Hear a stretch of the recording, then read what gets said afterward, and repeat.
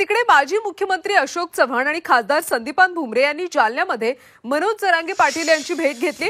दोन्ही नेत्यांनी आंतरवाली सराटीत जाऊन जरांगेंची भेट घेतली। त्यांच्यामध्ये जवळपास 2 तास चर्चा देखील झाली। आजपासून मनोज जरांगे मराठवाड्यात मराठा आरक्षण जनजागृती शांतता रॅली सुरू करतात आणि त्या पार्श्वभूमीवर ही भेट झाली। तर सातारा संस्थांचं गॅझेट, हैदराबाद गॅझेट स्वीकारण्याबाबत तसंच मराठा आंदोलकांवरचे गुन्हे सरसकट मागे सगळे सोयरे कायद्याची अंमलबजावणी आमच्या व्याख्येनुसार करण्याची मागणी केली। समाजाला न्याय मिळेपर्यंत आपण मागे हटणार नाही, तसंच बैठकांमुळे आपलं समाधान झालेलं नसल्याचं जरांगे म्हणाले। समाजाला न्याय मिळेपर्यंत मागे हटणार नाही अशी भूमिका जरांगे पाटलांनी घेतली। तर काल अशोक चव्हाण आणि संदीपान भुमरेंची चर्चा झाली। तब्बल 2 तास या सगळ्या नेत्यांमध्ये चर्चा झाली। हिंगोलीपासून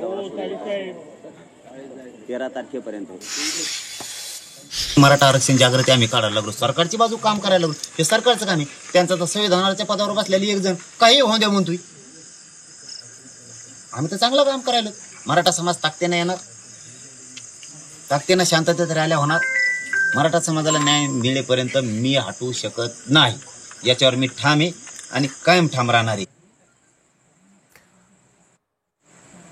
तर अशोक चव्हाण आणि संदीपान भुमरे यांच्यासोबत मनोज जरांगे पाटलांची काल 2 तास चर्चा झाली आणि आजपासून त्यांच्या आरक्षण शांतता जनजागृती रॅलीला सुद्धा सुरुवात होणार आहे। त्यामुळे आता कशा पद्धतीने ही रॅली होईल हे सगळं पाहणं, कारण एकट्याच्या लढण्यात आणि करोडोच्या लढण्यात खूप मोठी शक्ती असते आणि ज्यावेळेस मराठा एकत्र आला त्यावेळेस अख्ख्या महाराष्ट्रानं, देशानं आणि जगानं या एकजुटीची दखल घेतलेली। त्यामुळे आपल्याला सातत्यानं मायबाप मराठ्यानं लढावं लागणार आहे। आपल्या मुलासाठी आणि आपल्या जातीसाठी ताकदीनं सगळ्या वर्गातील मराठा समाजानं बाहेर पडावं, शांततेत यायचं आणि शांततेत वापस घरापर्यंत जायचं। पण शक्ती ताकदीनं दाखवा, सगळ्यांना ही माझी विनंती। पाटील, काल उशिरा अशोक चव्हाण आले, जवळपास 2 तास चर्चा झाली। ही भेट काय होती आणि नेमकी काय चर्चा झाली? नाही, हेच की सगळ्या सोयऱ्यांच्या बाबत, हैदराबादच्या गॅजेटच्या बाबत, की त्यांचं म्हणणं होतं आम्ही फडणवीस साहेबांना, शिंदे साहेबांना सांगतोय आजच, उद्याच, परवाच असं चर्चा करतोय लगेच। आम्हाला काही हरकत नाही, कारण हे अंतरवाली इथं कोणी येऊ शकतं। इथं हे मराठ्यांचं केंद्र असल्यामुळं इथं कोणाला येऊ नको असं म्हणता येत नाही आणि आल्या गेल्याशिवाय तरी कोणी प्रश्न कशी मार्गी लागणार आहेत। आणि आता काय आले काय आणि गेले काय, कोणी पण हे मराठ्यांचं केंद्र आहे, दुसरं मी कोणाचंच होऊ शकत नाही। मराठा समाजाचाच मी किती नेते आले, किती कोणी काय झालं, मी कृतीवर आणि अंमलबजावणीवर जास्त विश्वास ठेवतो। कारण हे आले सकारात्मक किंवा आश्वासन यापेक्षा समाजाला दिसतंय।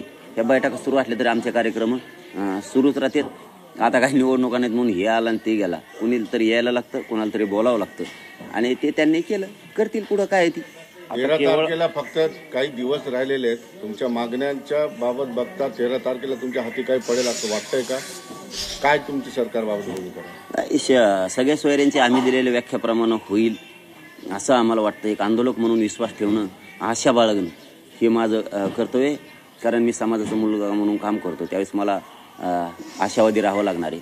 हैदराबादचं गॅजेटही होईल, सातारा संस्थांचंही होईल, बॉम्बे गव्हर्नमेंटचंही गॅजेट घेतलं जाईल। 83 क्रमांकाला कायदेशीर ज्या कायद्यानं ओबीसीला आरक्षण दिलं त्याच ओबीसी यादीत कुणबी म्हणून, बाकीच्या ज्या 180 जाती होत्या त्यांच्या पोटजाती म्हणून, उपजाती म्हणून आरक्षणात घातल्यात। तर मराठ्यांची पोटजात कुणबी होऊ शकते का होत नाही या प्रश्नाचं उत्तर पाहिजे। मला वाटतं तीही 100% होईल। फडणवीस साहेब सगळे गुन्हे सुद्धा आंतरवालीसह महाराष्ट्र राज्यातले वापस घेतील ही आम्हाला आशा आहे। आणखीन आमच्या ज्या सगळ्या मिळून 7-8-9 मागण्या त्या होतील अशी आशा आहे। 7 दिवस आहे 13 तारखेला, बघता सगळ्या प्रोसेस बघता या मागण्या मान्य होऊ शकत नाही असं तज्ज्ञांचं म्हणणं आहे। 13 पर्यंत हाती काही नाही लागलं तर पुढचं पाऊल काय असणार? राजकीय इच्छाशक्ती जर असली, सरकारची जर इच्छा असेल तर 7 दिवस नाही, 2च घंट्यात सगळे निर्णय होऊ शकतात आणि ते बी कायदेशीर टिकणारे। तर इच्छाशक्ती त्यांची पाहिजे। पुढची दिशा तर आम्ही नंतर ठरवणार आहे 13 तारखेच्या नंतर, कारण हे 5 टप्पे होणार आहेत। सगळ्या मराठा समाजाची बैठक घेतल्याशिवाय पुढचा निर्णय होणार नाही। पण एका गोष्टीवर आम्ही पहिल्यापासून ठाम आहे, 288 उमेदवार उभा करायचे का 288 पाडायचे, नाविलाज आहे आमचं। 10 महिन्याच्या आंदोलनाच्या काळामध्ये तुमच्या लक्षात आलं आहे की सरकार चर्चा करत असताना कोणते कोणते मुद्दे मांडत असतं किंवा सरकारचा प्रतिनिधी काय काय बोलत असतो, त्यावरून तुमच्या लक्षात येतं की आता हे सकारात्मक होणार आहे का नकारात्मक होणार आहे तुमच्या लक्षात येतं। रात्रीच्या बैठकीमध्ये चर्चेमध्ये 2 तासाची चर्चा होती, त्याच्यामध्ये असं वाटलं का की येस कुछ तो अच्छा हो जाएगा? शंभूराजे साहेबांचा फोन त्याच्यामध्ये होता आणि त्यांनी जे एकूण सांगितलं सगळं की आत्तापर्यंत 5 पत्र आम्ही हैदराबादला दिले, त्यावेळी विधानसभेमध्ये त्यांनी सांगितलं होतं राजे साहेबांनी की 3 दिले. अशाने वाटतंय की स्पीडनं काम करतायत ते, असं वाटतंय. कारण रात्री फोन शंभूराजे साहेबांचा होता आणि ते काम करण्याची पद्धत, त्यामुळे तर आम्ही समाजाने त्यांना वेळ दिला ना. होईल असं तर वाटतं. कारण एक बघा, आंदोलक म्हणल्याच्या नंतर आम्हाला आशा ठेवावी लागणारी, विश्वास ठेवावा लागणार, नाहीतर आम्ही लढायला कुठं कमी आहे. आमचं चालूच आहे ना, शांततेत चालू आहे. शांतता मराठा आरक्षण जनजागृती आम्ही सुरू केली आज हिंगोलीपासून आहे. आता हिंगोलीला निघालोय. मराठा ताकदीनं एकत्र येणार. थोडंफार कमी होणारच आहे, कारण कामाचे दिवस आहेत. विठुरायाची वारी पण ही समाज जास्तीचा तिकडं असतो, पण आमची शक्ती हाही ते मराठी सगळे बाहेर निघणार आणि आम्ही सरकारला जागा करायचं काम करणार. मग ही शांतता रॅली आहे की ही निवडणुकीच्या अनुषंगानं मराठ्यांमधली जागृती रॅली आहे? नाही, ती जागृती रॅली अशी मोठी होणार. तुम्ही नुसती बघा. आणखी मुंबईला जायचं राहिले, ती रॅली लय डेंजर होणार. पण पाटील, तुम्ही बोलताना असं बोललात की तुमच्या रॅलीमध्ये, तुमच्या शांतता रॅलीमध्ये गालबोट लावण्याचा प्रयत्न केला जाईल. तुम्हाला ही भीती का वाटते आणि का होईल? कारण माणूस खुनशी आहे, खोलसाळ सवय पहिल्यापासून. कुणाची? येवल्याचा छगन भुजबळ पहिल्यापासून सवय, त्याच्यामुळं इथून मागंही केलंय. आमच्या पुढं आंदोलनं करणं, आमच्याच पुढं हटकून सभा घेणं, आम्ही जे करतो तेच करणं.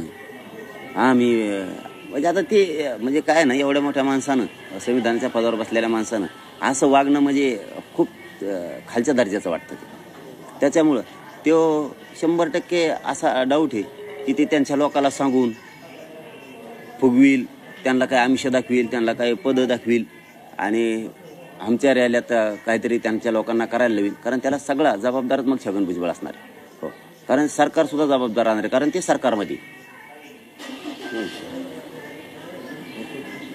धन्यवाद.